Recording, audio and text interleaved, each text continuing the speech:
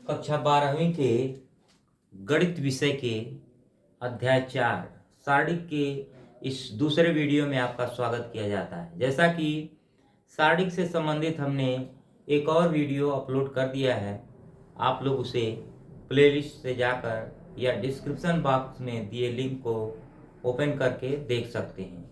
आइए हम सारणी से संबंधित आज के इस दूसरे वीडियो को आपके सामने प्रस्तुत करते हैं, जिसका टॉपिक है प्रॉपर्टीज ऑफ डिटर्मिनेंट्स, सारणिकों के गुणधर्म। तो आइए हम सारणिकों के पहले गुणधर्म के बारे में बात करते हैं। सारणिक का गुणधर्म जानने से पहले हम जान लेते हैं सारणिकों को दो समांतर रेखाओं के बीच पंक्तियों और स्तंभों में अवयवों को रख करके प्रदर्शित करते हैं। दो समांतर रेखाओं के बीच पंक्तियों और स्तंभों के रूप में रखकर अवयवों को प्रदर्शित करते हैं। तो सारणी की जो मुख्य मुख्य प्रॉपर्टी उसके बारे में आपको अवगत कराते चलें। तो सारणी की जो पहली प्रॉपर्टी है कि किसी भी सारणी के अवयवों, चाहे पंक्ति को चाहे स्तंभ, हमेशा हमको पंक्ति और स्तंभ इसमें ध्यान में रखना होगा। पंक्ति और स्तंभों के मान बदलने पर सारणी के मान में कोई परिवर्तन नहीं होता है। किन्हीं दो पंक्ति या दो स्तंभों के मान अगर समान हो जाएं तो सारणी का मान शून्य हो जाता है। एक पंक्ति या एक स्तंभ के सभी अवयव यदि शून्य हो जाएं तो भी सारणी का मान शून्य हो जाता है। तो आइए हम प्रॉपर्टी के बारे में पढ़ते हैं। यदि किसी प्रॉपर्टी नंबर 1, यदि किसी सारणिक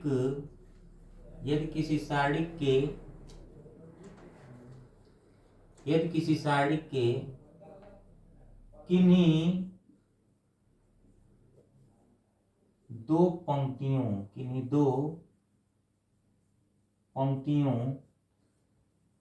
या दो स्तंभों के मान समान हैं तो सारणी का मान शून्य होता है। तो सारणी का मान शून्य होता है। जैसे दो पंक्तियों या दो स्तंभों के मान समान यदि हो जाए तो सारणी का मान क्या हो जाएगा? 0 हो जाएगा। सारणी के सवाल को लगाने के लिए हमको सबसे आसान मेथड होता है, सारणी का मान ज्ञात करने के लिए उसका गुणा कर लीजिए। और गुणा करने पर कभी कभी ज़्यादा नंबर मिल जाता है, ज़्यादा अंक आ जाते हैं परीक्षा में, नहीं जो प्रश्न होता है उसमें। तो इसलिए हम प्रॉपर्टी का प्रयोग करते हैं जिससे सारणिकों को हम आसानी से सरल कर पाएं। तो पहली प्रॉपर्टी हो गया कि किन्हीं दो पंक्तियों या स्तंभों के मान यदि बराबर है तो सारणी का मान 0 हो जाएगा। जैसे यहाँ पर हमने ए बी सी और फिर हमने रख दिया ए और ए और यहाँ x1 x2 x3। तो अगर आप ध्यान दें तो ये दो स्तंभ हैं जिनके मान क्या है? बराबर हैं। दो स्तंभ हैं जिनके मान बराबर हैं और इनको हम पंक्तियों में बदल दें, ए और x1 x2 x3। तो इनका मान क्या हो जाएगा? 0 हो जाएगा। जिसमें दो स्तंभों के मान समान है और इसमें दो पंक्तियों के मान समान है, इसलिए सारणी का मान हो गया 0। आइए अब प्रॉपर्टी नंबर 2 की बात करते हैं। प्रॉपर्टी नंबर 2, किसी सारणी के पंक्तियों को स्तंभों में या स्तंभों को पंक्तियों में बदलने पर सारणी के मान में कोई परिवर्तन नहीं होता है। किसी सारणी के सभी अवयवों और एलिमेंट की बात हो रही है। यदि किसी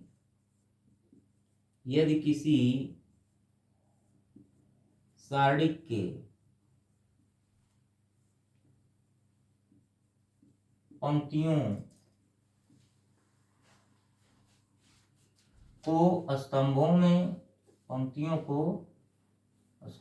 में और स्तंभों को पंक्तियों में बदल दिया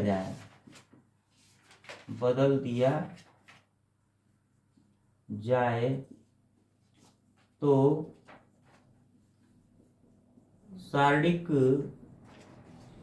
के मान में कोई परिवर्तन नहीं होता है।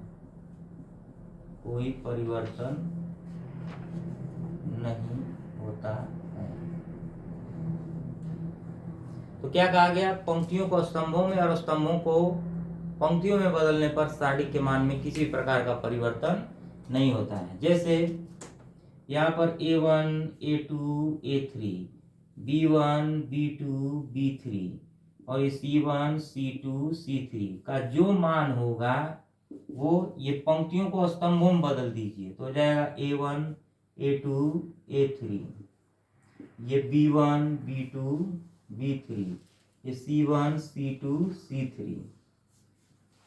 तो क्या हो गया? ये जो पंक्तियां थी अब स्तंभ हो गई, तो पंक्तियों को स्तंभों में, स्तंभों को पंक्तियों में बदलने पर सारणी के मान में किसी प्रकार का परिवर्तन नहीं होता है। आप इन दोनों प्रॉपर्टियों को नोट करिए, हम आपको तीसरी प्रॉपर्टी के बारे में अवगत कराते हैं।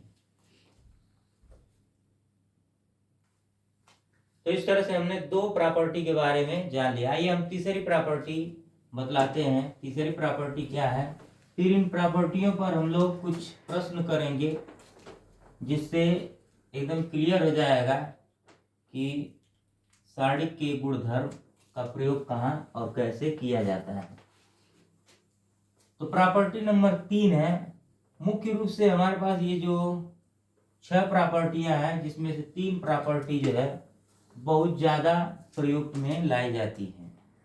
तो प्रॉपर्टी नंबर जो 3 है, तो हम यहाँ 3 या 4 प्रॉपर्टी को जानेंगे। तो प्रॉपर्टी नंबर 3 क्या है? किसी सारणी के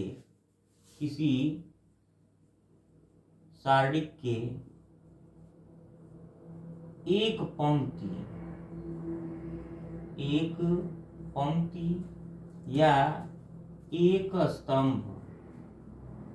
पंक्ति या एक स्तंभ के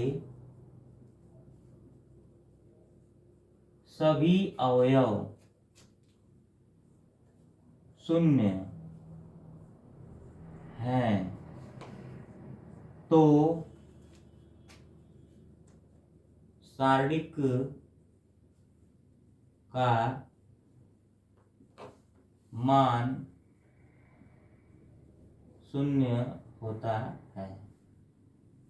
तो सारणी का मान शून्य होता है।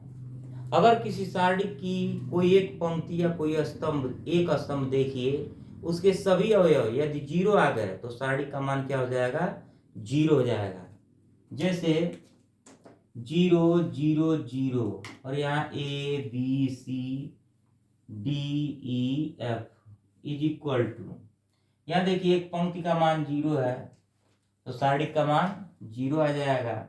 0, 0, 0 एक स्तंभ का मान 0 है, A, B, C, D, E, F तो इक्वल टू हो जाएगा 0। सारणी का मान तुरंत 0। तो बहुत आसानी से इन प्रॉपर्टियों के प्रयोग के द्वारा हम सारणी के प्रश्नावली को और सारणी के दिए गए क्वेश्चन को आसानी से सरल कर सकते हैं। आइए प्रॉपर्टी नंबर 4 देखते हैं। यदि किसी सारणी के किन्हीं 2 पंक्तियों या किन्हीं 2 स्तंभों को बदल देंगे तो सारणी का चिन्ह जो है बदल जाता है। यदि किसी सारणी के किन्हीं 2 पंक्तियों या दो स्तंभों को बदल दिया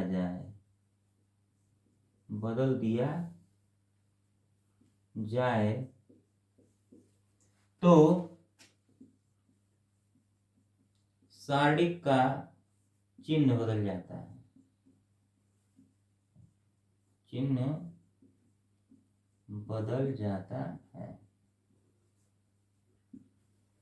तो किसी सारणी के किन्हीं दो पंक्तियों या दो स्तंभों को अगर हम चेंज कर दें तो उस सारणी का चिन्ह भी क्या होगा, बदल जाएगा। अब इसे हम उदाहरण के द्वारा समझते हैं तो काफी बेहतर होगा। और आइए अब हम उदाहरण आपके सामने रखते हैं जिससे आपको अच्छे तरीके से क्लियर हो पाएगा कि इन चारों प्रॉपर्टियों का प्रयोग कहाँ पर होगा। और आगे की जो प्रॉपर्टी है उसके बारे में भी हम आपको बतलाएंगे। तो आइए पहले इन चारों प्रॉपर्टियों पर हम एक एक उदाहरण कर लेते हैं। तो आप लोग इसका स्क्रीनशॉट ले लीजिए, मैं इसे रब करने जा रहा हूं।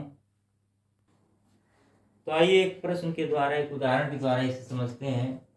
सारणिकों के गुणधर्म के प्रयोग से निम्न को सरल करें। प्रश्न है x y z a b c x plus a y plus b z plus c बराबर 0 हमें सिद्ध करना है। तो ये प्रश्नावली 4.2 का है। NCERT के एक्सरसाइज 4.2 का ये पहला प्रश्न है, क्वेश्चन नंबर 1। इसे हमें सारणिकों के गुणधर्मों के प्रयोग से लगाना है। तो सारणिकों का गुणधर्म क्या कहता है कि यदि किसी पंक्ति या स्तंभ के किन्हीं दो अवयवों का मान बराबर कर लीजिए तो सारणिक 0 हो जाएगा।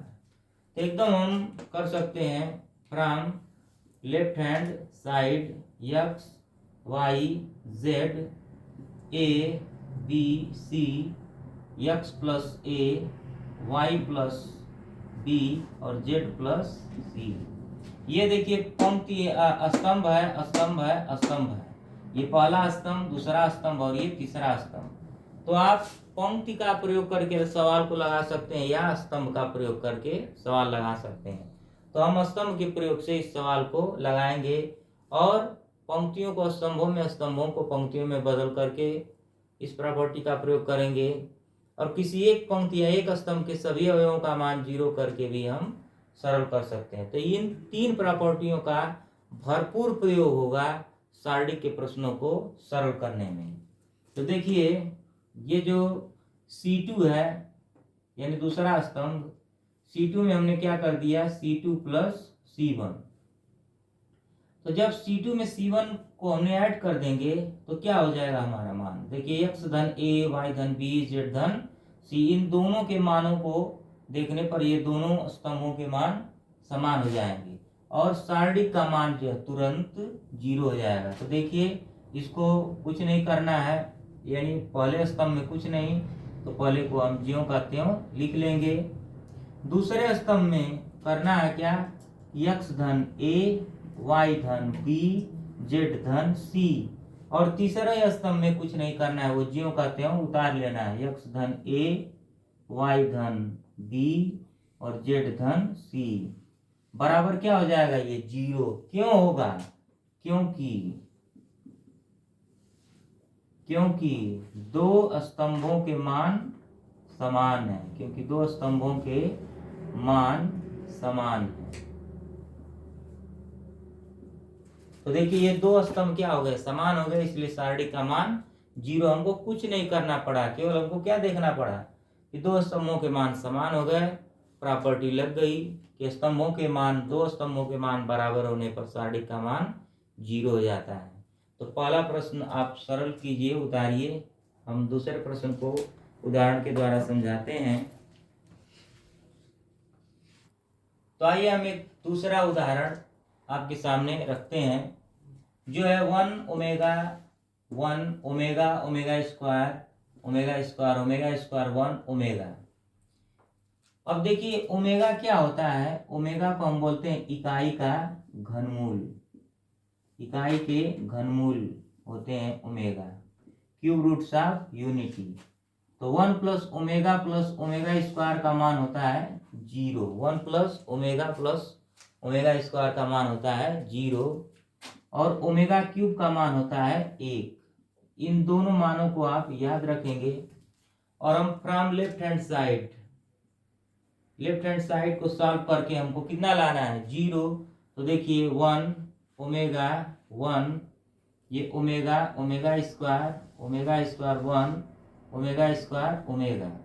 अब हम करेंगे क्या, 0 कब कब आ सकता है, 0 तब आ सकता है जब दो पंक्ति या दो स्तंभों के मान समान है और किसी एक पंक्ति या एक स्तंभ का अवयवों का मान 0 हो जाए तब भी सारणिक का मान 0। तो देखिए 1 प्लस ओमेगा स्क्वायर बराबर 0।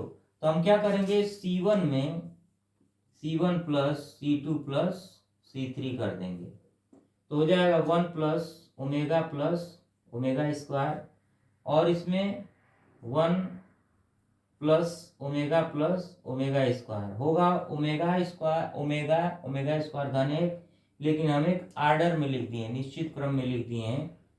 अब ये देखिए 1 ओमेगा स्क्वायर और ओमेगा तीनों को ऐड करेंगे तो ये हो जाएगा 1 प्लस ओमेगा स्क्वायर और बाकी इन सबको उतार लेंगे, ओमेगा स्क्वायर 1 ओमेगा। अब देखिए इधर देखते हैं, इन सब का मान क्या हो जाएगा 0, तो हम लिख देंगे 0 0 0, फिर इन सबको उतार देंगे, ओमेगा स्क्वायर 1 ओमेगा बराबर क्या हो जाएगा 0। क्योंकि एक स्तंभ के सभी अवयव शून्य है, अतः सारणिक का मान क्या हो जाएगा, शून्य हो जाएगा। तो इस तरह से हमने सारणिक के गुणधर्मों के प्रयोग से इन दो प्रश्नों को सरल किया। हमने सारणिकों के गुणधर्म में कुल 4 प्रॉपर्टी के बारे में अध्ययन किया। किताब में और भी प्रॉपर्टी दी गई हैं, जो मुख्य प्रॉपर्टी थी जिनसे प्रश्न ज़्यादा बनते हैं, उन प्रॉपर्टियों के बारे में हमने आपको अच्छे से समझाने का प्रयास किया। उम्मीद है आपको ये वीडियो पसंद आया होगा। तो जो लोग हमारे चैनल पर पहली बार देख रहे हैं वो चैनल को सब्सक्राइब कर लें और बेल आइकन को प्रेस कर लें, जिससे आने वाले वीडियो का नोटिफिकेशन आपको समय समय पर मिलता रहेगा। मिलते हैं अगले वीडियो में, तब तक के लिए धन्यवाद।